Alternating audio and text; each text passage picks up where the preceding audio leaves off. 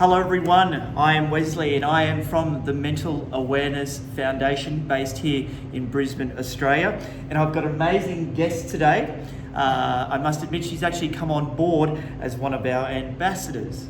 And this beautiful lady, would you believe, is a very talented musician, and she's actually within the country music industry.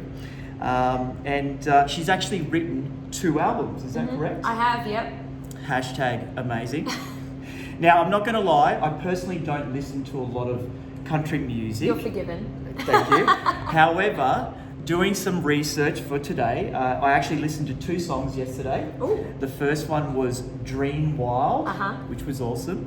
Here we go. I feel at 2 a.m. the buzz on my phone. Is that right? Yes. Woo! Backup singer. Yeah. However, the one song that I really did gravitate towards was Lives on the Lawn, a song dedicated to the people of Townsville. It literally blew me away when I was listening to it, because as I said, I don't listen to a lot of country music. However, I'm now a new fan, so yes. I thought it was awesome, and I know that our CEO, who's here today, but she's not on camera, she loves you. But without further ado, ladies and gentlemen, North Queensland girl, Jade Holland. Hey guys. Thank you for making it today. Oh, thanks for having me. No, that's awesome. Now, being a new fan, do you mind telling me, how did you get into music? Yeah, so I was born and raised in the bush north of Cairns. So there's a little hippie town up there called Kuranda, and I remember seeing a friend of mine at an open mic night one night, and I literally was sitting in the crowd and I pointed to her and I said, "Mum," and my dad was sitting there. I said, "Mum and Dad, I want to do that." And my mum went, "Oh crap, I don't think you can sing." And I said, "Well, we're gonna have to figure it out. I'm gonna do that. That's gonna be me in 10 years. And Mum's like, "Okay." So she's starting to freak out and think, how are we going to do this?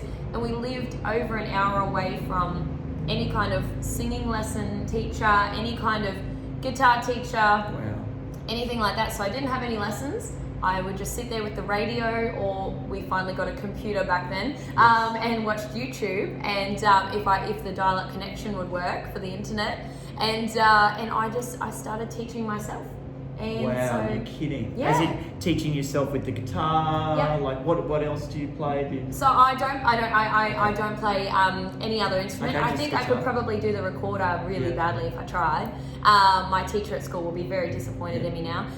But yeah, just guitar and sing. But I would just write out all the strings on a piece of paper and the fretboards, and put all my finger notation where they have to go, and then I would go, okay, this is where we have to, this is where I hold my strings. And thank you for sharing that. That is incredible, because if you are watching this and you're thinking, how can I start? YouTube. You can do it yourself. I'm actually trying to learn how to play chess at the moment, and I'm looking up on YouTube how to play chess. You can teach me, because I can't. I for the life of me, I can't get it. I would say it's doing me any well, but however, we keep trying. But I guess, listen, at NAF we are all about mental health and taking time.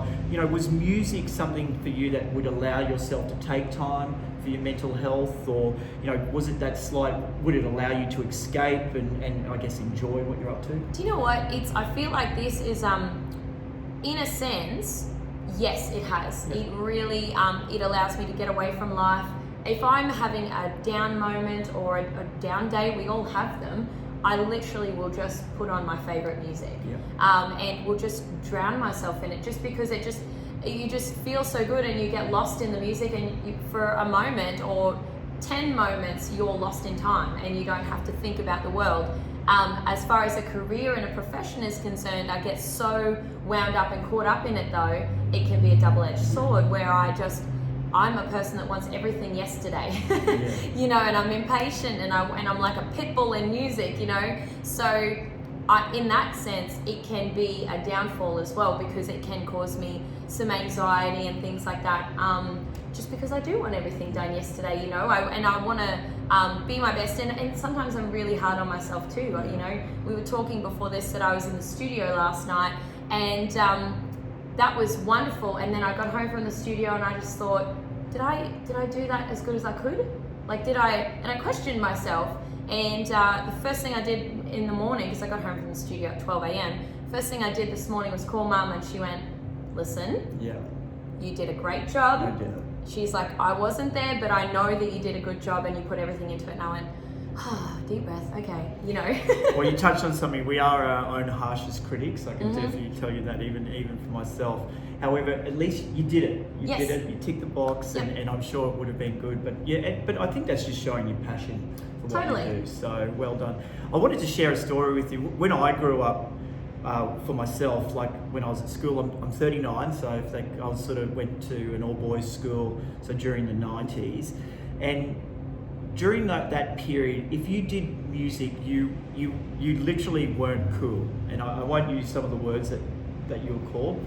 However, listen, you're from rural Queensland. You know, how was music perceived to your peers, or how did you cope with, I guess, wanting to be a musician? Was there pressure or teasing, or was it a good experience? Do you know what? It's a funny one. So I grew up in Kuranda. I went to a school where it was mostly Indigenous students, and I loved the experience. NAIDOC week and things like that. You get to learn about everyone's culture and all come together, and that was so great. I was the only female person in our music class, and I was the only Caucasian person. And so my music experience growing up was just it was a good one. It was a positive one. And I learned, like, the first type of music I learned was reggae, so, and I'm a country music singer, and the first thing I learned on a guitar was how to do the up strum on the offbeat for a reggae song, and I was like, this is really cool, but I totally understand where you're coming from, and because this is the crazy thing about how we travel through time, through eras and things like that, and how where something was kind of forbidden to do or to talk about back then is now the absolute opposite, and we're welcomed with open arms to be able to talk freely or speak freely or sing freely, so I think my music experience growing up was a really good one, because I was at a place that really embraced culture, and whatever came with that. And I was saying to Jade before the interview, I really hope that actually doing music now is really cool, and you are cool, and apparently it is so. And anyone watching this, you are young and you're thinking about getting to music. Not that I have regrets in life. I kind of do wish it was something that was probably more prevalent, because there's definitely something about music that I think is therapeutic, meditative, and just connect. I've done a lot of traveling, and you connect through music, and being able to play it, I think, would be magic. Absolutely. That's the wonderful thing about music. You can have the ability to touch somebody somewhere in their life that you don't realize that you're doing it. Do we have 2 seconds? I do have a little story for you. Please. So this was I've got goosebumps already, the turning point in my career where I knew that I had to keep going in music. I put out a song called Good Day. I didn't write it. It was written by some friends of mine down in Sydney, and the second I heard this song, I knew I had to record it, and they said, it's yours, go for gold. So I recorded this song, and I remember playing in this little pub in Townsville one day, and there was this guy at the back of the pub, and he had his head in his hands, and he had a glass of water in front of him, and he didn't look up once throughout the entire night, didn't move, and he didn't react to the music or anything. And one of my friends was in the bar that night. She sang out, "Play Good Day," and I played this song. And essentially the bones of the song is at the end of the day, there's going to be light at the end of the tunnel. Like we can get through this together. And I played that song, and that was the last song I played in that set. And this guy came up to me in tears, and he said, "I had no plans to get out of bed tomorrow." And for me, I cried with him when we were both standing there, and I gave him a hug, and I just, it was the moment, I got them all again, that was the moment for me where I knew that this was what I had to do. This was my job. Yeah. This was my role in life. And thank you for sharing that. To me, that just sounds like connection and hope, giving people hope. Yeah. And that is beautiful. And actually, that probably segues into my next question, which I'm sure along your journey, you've had many ups and downs, and perhaps some mental health experiences. Are you happy to share, I guess, a low point perhaps that's turned into a good lesson? Yeah, absolutely. I was 21. I had a full tour schedule. I had a manager. I had a day job because back when you're starting out, music doesn't pay the bills. I had a partner, I had my family in Townsville, and I got offered the record deal of my dreams in the UK. I thought, at the time I was 21, I thought my whole life has just changed, my world, all my dreams have just come true at once. I literally packed up my life, I left my partner, I said goodbye to my mum and dad, I quit my day job, I cancelled all my tour plans, and I drove to the airport after months and months of negotiation and planning for this, and I got there to find out that my flight documents that I had in my hand were fraudulent and they were fake. And I just remember thinking, oh, this can't be right, I've got to go check the printer, maybe I took the wrong ones, I don't know. And my manager called me and said, I'm really sorry, the whole contract is fraudulent, it's a fake contract, and this is no longer going ahead. And I just remember breaking down. I didn't believe it was true. I quit music for a whole year that year. It was the worst year of my life, I can honestly say that. Because if I wake up one day and I'm not singing a song, I'm sick, okay? So for a whole year, I just really was not okay as a human.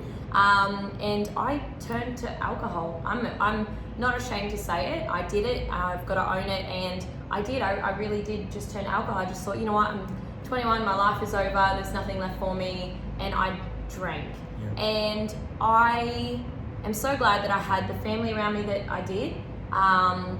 They just sat and listened every single day to me say the exact same thing, what about me, what happened to me?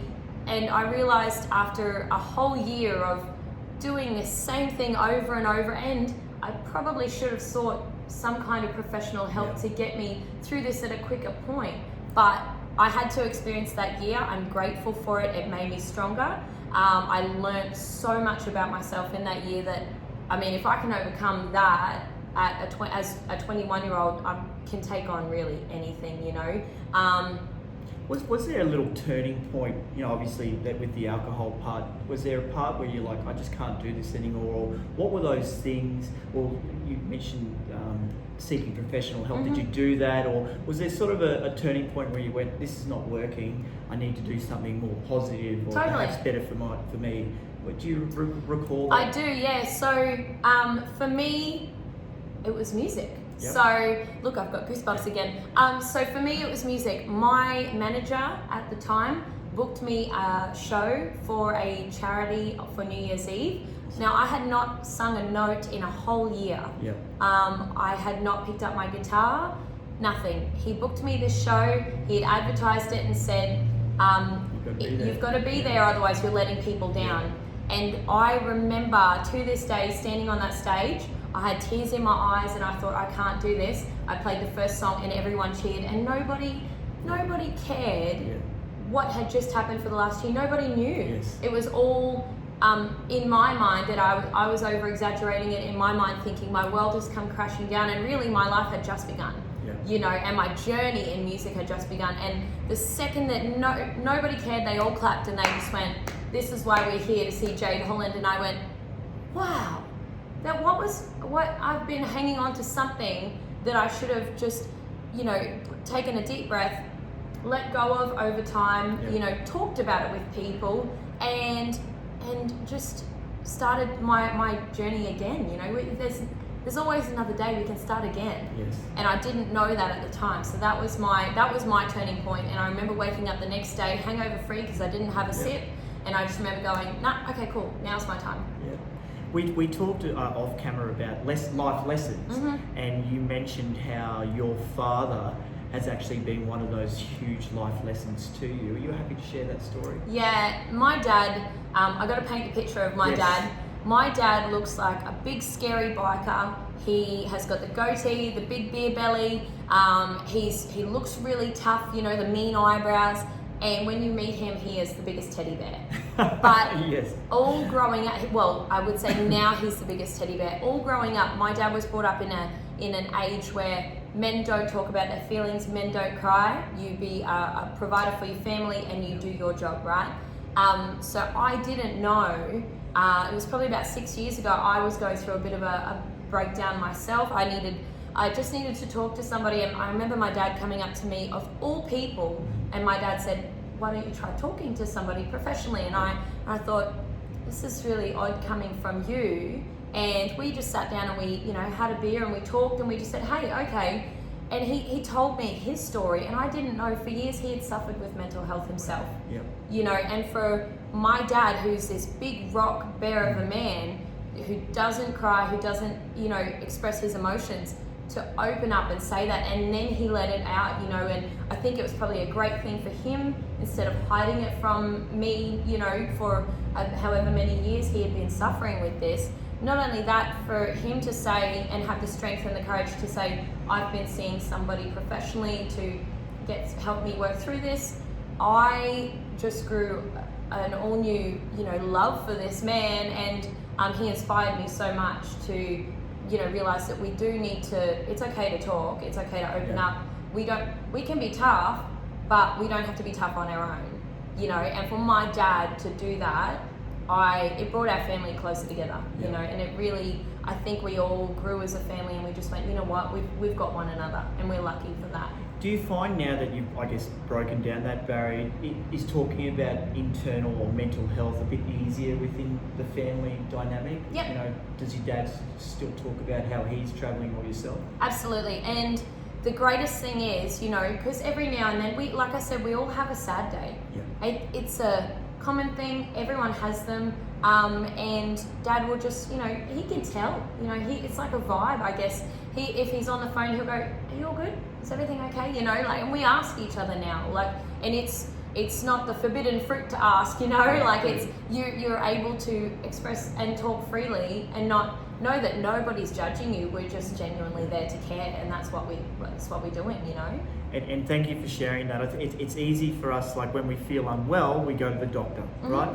When we perhaps, hurt a hamstring or hurt our body, we'll go to the physio or a professional in that area. But when it comes to our mental health, we seem to just either suppress it or not talk about it. And thank you for bringing that up, because listen guys, that opportunity to speak to someone professionally, it is there. And to be quite fair, actually a lady I spoke with yesterday from Bundaberg, which is up near your way, she harped on about pushing, if you're not feeling mentally well, go get a mental health plan. Yeah. You can see that from your doctor, but there are professionals out there that actually will talk to you for free. Yep. If obviously money's a bit of a barrier. But thank you for sharing that. And please guys, if speaking to a professional is an option, do it. If not, talk to someone safe or someone that you trust. Yeah, 100%. Now, I think it's no secret rural areas do it tough. If it's not fires, it's floods. If it's not floods, it's a tough economy.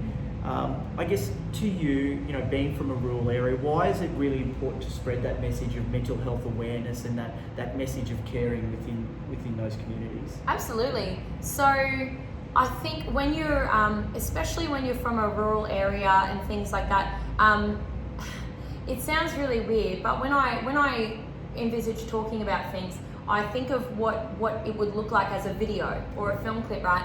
And you, growing up in the middle of nowhere myself, you're out there by yourself and all you have is your thoughts, So I think we need to be talking more about it and calling people and asking, how they're going. We've had droughts, we've had floods, you name it, Australia's copped it. And if we're not there for one another and able to share this message and get it out there that it's okay to talk, this is where our downfall is when we're not doing that. So I think we need to band together. I look at it as, a mental health, you're kind of sitting in a desolate situation. This is my, my imagery in my head and how I felt. I was there by myself in like a desert, and you kind of just feel like there's no one to talk to, but it's not till we gain the courage to reach out and ask, or we have the friends that reach out and ask for us. Yeah, thank you. And it actually probably brings me into my next question, coming back to that beautiful song, Lives on a Lawn. Obviously Townsville floods, it probably leads into what inspired you to write that song, and how did you find that song connect with the community up there?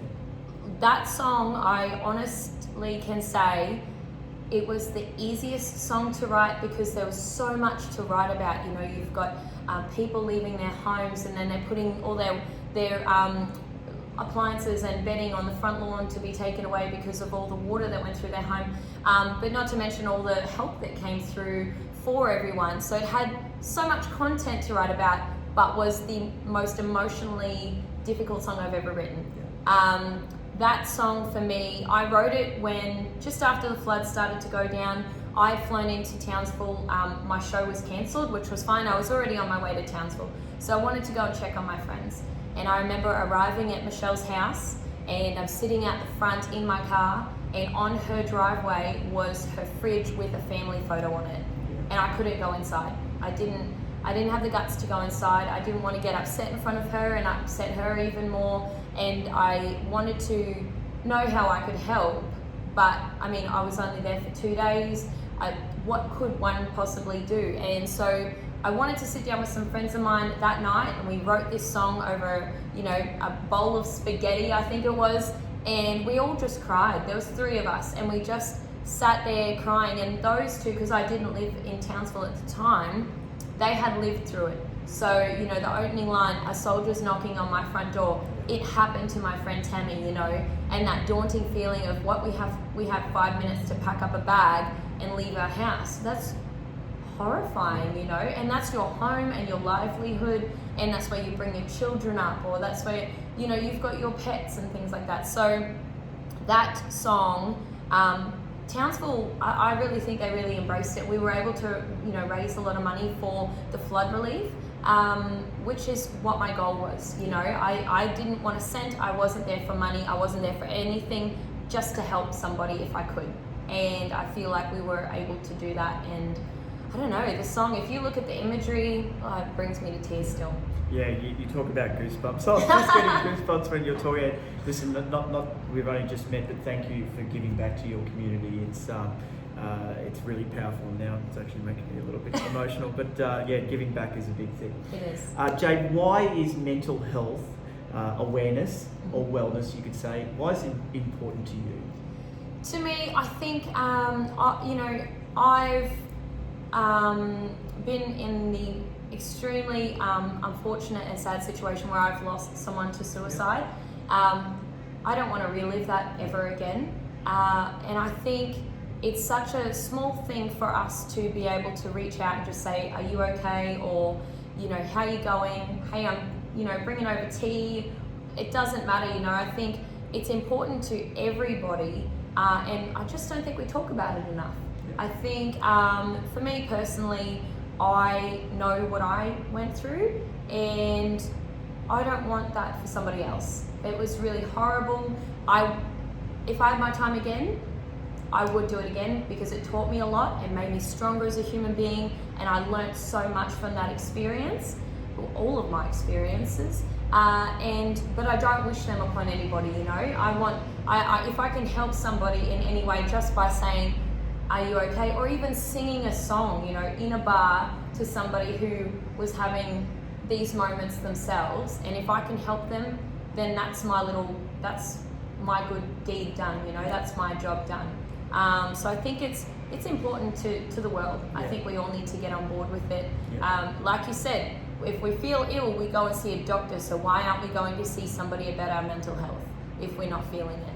And I guess, well, coming back to perhaps your industry, you know, no doubt, and correct me if I'm wrong, but I'm assuming it's probably cutthroat, or there's a lot of pressure and no doubt a busy schedule as well. Maybe not so much at the moment, however, in the past, and I'm sure you can relate. But what do you do to keep yourself in check then? You know, what are some of the strategies that you do for your mental health? Yeah, I mean, I get stressed out like there's no tomorrow. You know, I can honestly say that. Personally, exercise is a big thing for me. I love hiking. Hiking is my downtime, good music, a water bottle, just walking through the wilderness, you know, and that's just my breathing space. I think it's really important to look after ourselves. I don't think we do that enough, and I'm the first person to put my hand up and say, I will go until I call my mum. My mum's my rock, and I'll go, oh, it's not happening, mum. And she will just go, take a deep breath, you know, what have you got on next? Can you fit in a hike? So everyone who knows me knows that that's my downtime. It might be at the gym or just walking through the woods, and that's my comfort zone, and that's where I get to just go and just let it go, because all the dramas are still going to be there tomorrow. Doesn't matter when you pick them up again and work through them slowly, but nothing has to be done now. Nothing is that crucial. It has to be done right this second. And thank you for bringing that up. There is research that's coming out that's showing by just being out in nature and going for a hike, or just being with the elements of outside, it is a huge mood improver. And I just actually 2 weeks ago I did O'Reilly's, the water track. Wow, just the waterfalls and the trees and the fresh air, and we actually went for a mate's birthday, which is, rather than going to the pub, we went for a hike. Yeah. And it was one of the best days. Yeah. So thank you for bringing it up. I love hiking. I think it's really good too. Yeah. Coming back to the industry, what has been some of the biggest key learnings from singing? I think one was trust. Obviously, when my record deal went pear-shaped, I didn't trust anyone. I couldn't trust anyone. I thought everyone was there to take something from me, or we call them sharks in the industry. And so, funnily enough, for a long time, I was a little bit cynical, and I would look at the worst thing first, rather than going, that's a great opportunity. How can I embrace that and help them and help myself? So one was trust. That I definitely learned to trust again. The other thing I think is that music is an interesting way to bring people together. It can move people, and I think what am I trying to say? It's like a process that we go to when we hear a song that specifically touches us.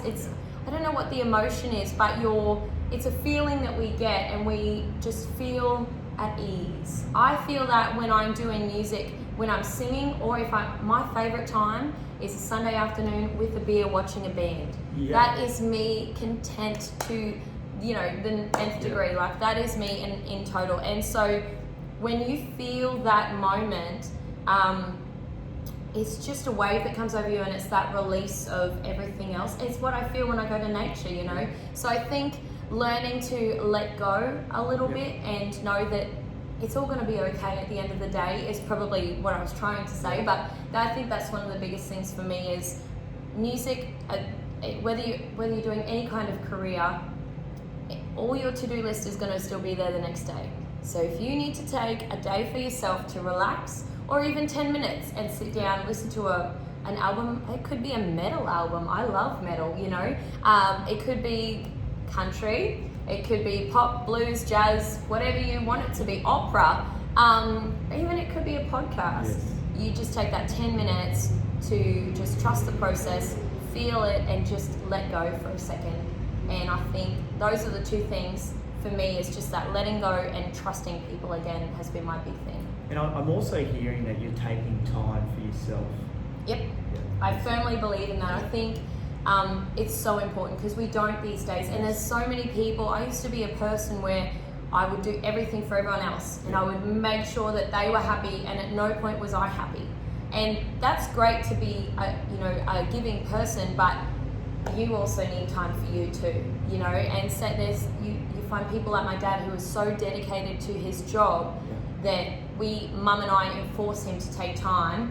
No, you can, hop on your motorbike and go for a cruise. That's your relax time. We're not coming into it, so just go.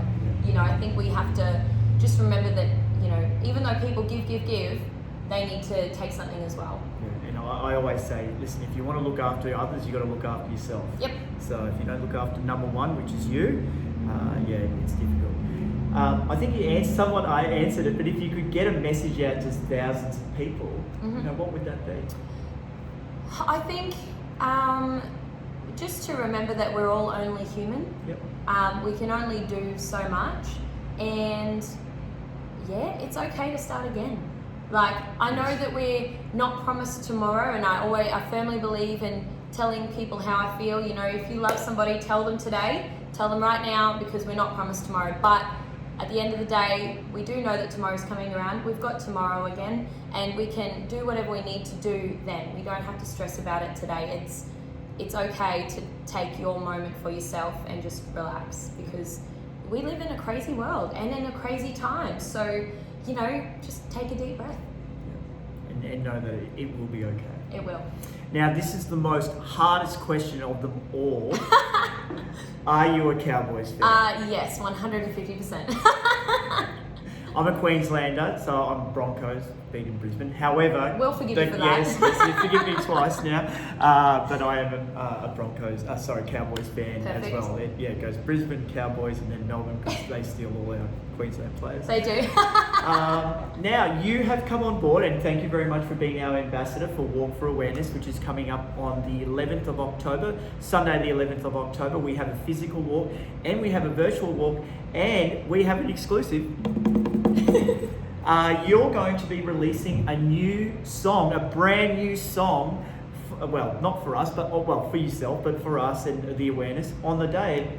Please tell us a little bit about it. We can't say too much. I'm so excited. So, yes. I can tell you, it's called Do It Right, and it's when you first listen to it, it can be perceived as really deep and dark. It can. I know that it can be perceived like that. And the reason why I wanted it like that is because everyone takes their own take away from it. And what I take from it is, yes, initially the words are, you know, if you're breaking my heart, do it right. And it's because we just want to know that if you do a good job of this, of breaking my heart, then I'm able to get up from this, and I'm able to walk away from it, and I'm going to be okay.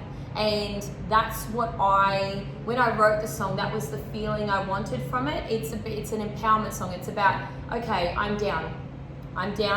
You need to be done with me, you know, and that way I can get back up and I can stand on my own 2 feet and I'm going to be okay. I can do this by myself. I'm hearing a song of strength. Yeah, absolutely. So, and well done, and thank you for your effort to wanting to, I guess, promote and push the Mental Awareness Foundation, our message of suicide prevention and mental wellness. But to have a song released on that day was very humbling. Oh, so, thank you. Look, I think now more than ever, we need to be checking in on everybody. Yeah. Check in on your friends, and we need to be, you know, just making sure everyone's okay, you know, even if we maybe have to go over there with coffee and knock on their door, you know. Yes. Because now more than ever we need people in our lives. We need to be able to speak up or to ask for help. Yeah, please reach out to that friend as well. Now, we are fortunate, I believe you're doing a few shows coming up, because we are in Queensland. Fortunately, we're open up here. Do you know any of your dates, out of curiosity? I don't. I know there's one here at the Regatta because we're coming. But anyway, listen. Where can people find you? What's the best place? So I've got my website, jadeholland.com, Yep.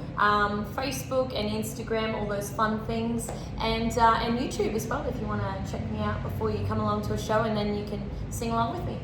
And that's what I was doing yesterday. And I'll be the backup singer, the triangle guy, cowboy guy. You see me up there. You can have a pom-pom for everything. Absolutely. Jade, thank you very much. Thank you for allowing us to spread the message of mental wellness and through your channels as well. You know, I know on the day you'll be performing out at a rural location. I can't recall exactly where, but you'll be doing something on the day of the walk, and we'll be crossing live through Facebook for that. Very cool. Yes, it is super cool that we can do it these days. 10 years ago, you'd be like, Facebook Live. But thank you. If you are watching this, please like and share. It really does help spread that message, or spread it into someone's feed that may not know about us. With that said, the walk registrations are open, walkforawareness.org.au. You can register anywhere actually in the world, but Australia, of course. And if you're in a rural location, we're actually really focusing on a rural push this year, because we really want to get into those communities. And if you're a champion, if you're a rural champion, which I'm sure you are, in those areas, please reach out, because we will assist you in trying to build up a small community in that area that's obviously a COVID-safe environment, that you can actually participate in the walk together at a safe distance, but bring the community together and talk about mental health. So that's thank awesome. you, Jade. Thank you for watching. We'll peace out, and we'll see you next time. Thank you very much. Cheers. Sweet.